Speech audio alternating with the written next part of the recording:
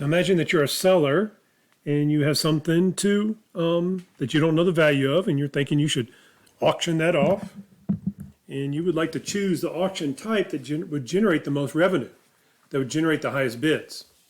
So auction theory provides some insights into the answer to that question. Okay, so let's try to compare expected revenues in auctions, and we are going to stick with risk-neutral bidders, so simplifying assumption, and a uniform distribution of values among bidders. Okay, so the book contains a table that compares expected revenues in the 4 types of auctions for different information structures. And when there are independent private values, the book says that all of these, the revenues in all of the auctions are going to be the same. And I'm not convinced that that's true. At least I can come up with a numerical example with a special case where the first price and Dutch auction format is going to generate more revenue than the English and second price format.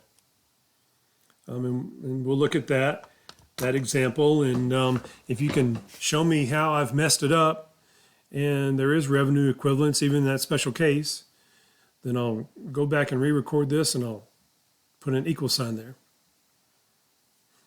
Okay, and then with affiliated or positively correlated value auctions,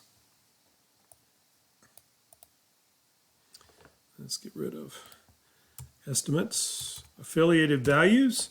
An English auction should generate more revenue than a second price auction, which should generate more revenue than a first price auction, which should generate about the same amount of revenue as a Dutch auction. Okay, so let's see how that works. Okay, so with independent private values, players know their own valuation for the object, and so in an English auction, the revenue generated will be about the second highest bid. Okay, so imagine that we have an ascending bid auction, and you are paying $1 more than the next highest bid. And in spite of what I said earlier, you don't want to pay your value because you're just breaking even. So if everyone is thinking that, then the second highest bidder is going to be willing to pay $1 less than her bid, than her value.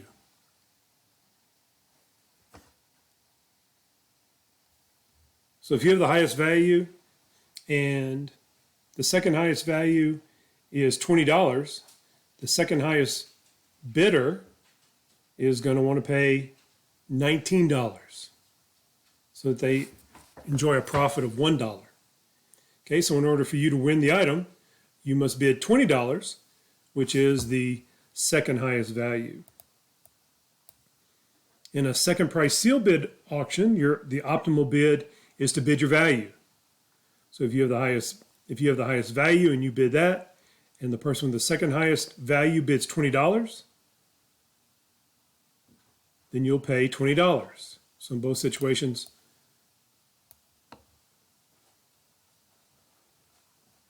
the bidders pay the same amount, and that's known as revenue equivalence. There's a long literature in economics on revenue equivalence. So even though this amounts to only a couple paragraphs in the book, there's a lot of theory behind this, a lot of equations that we're not working through. Okay, so in the first price seal bid auction, the revenue that you'll earn is the optimal bid from the highest bidder, the person with the highest value. And in a Dutch auction, the revenue that you'll earn is the highest bid from the optimal bid from the bidder with the highest value. Okay, so to understand how these might be equivalent to the English and sealed price sealed bid auction. Let's think a little bit more about the assumptions underlying this optimal bid. Okay, so the big one is that bids are, or values, are along a uniform distribution. Okay, so this picture illustrates a uniform distribution. This is the probability density function. So on the vertical axis, we have the probability that any one value between H being the highest value and L being the lowest value. Okay, it's the probability that any one value will occur. And that probability is equal to 1 divided by H minus L. Okay, and then the expected value, or the mean of all the values in this distribution, is just the midpoint. Expected value is this equal to the sum of low plus high values divided by 2. Okay, so with this assumption, if values arise along this uniform distribution, then we might think that the values are equally spaced. Okay, so let's think about a situation where there's 9 bidders. The values are equally spaced between $20 and $100. So the values are equal to 20, 30, 40, 50, 60, 70, 80, 90, and $100. Okay, so the second highest bid is $90. So in an English and second price sealed bid auction, the second highest bid is going to be $90. Okay, so that's the revenue generated. But in a first price sealed bid auction, in a Dutch auction, if we apply the optimal bidding formula, the optimal bid is going to be $91. So here's the calculation when V equals 100, L equals 20, and the number of bidders is 9. Okay, so plugging in numbers, 100 minus the shading factor, 100 minus 20 over 9, so 100 minus 80 over 9 equals 100 minus 8.89, which is 91.11. Okay, so in the table I say it's $91 to round up to an integer, but still 91 is greater than $90. So that's why up here I wonder if this should be a less than or equal sign for expected revenues with independent private value auctions. And the situation is more stark if there's only 2 bidders and the reservation bid is 20. Okay, so you might think that's the lowest bid if you're trying to come up with an optimal bid. And if your value is 100, then the second highest bid in an English and a sealed price sealed bid auction is going to be the revenue, and that's $20. But applying the optimal bidding formula for the first price sealed bid auction in the Dutch auction, the optimal bid is going to be 60, which is 3 times greater than $20. Okay, so I can be corrected because this is different from what you see in the textbook, but it seems to me that the first price and Dutch auction might generate more revenues than an English and second price auction with independent private values.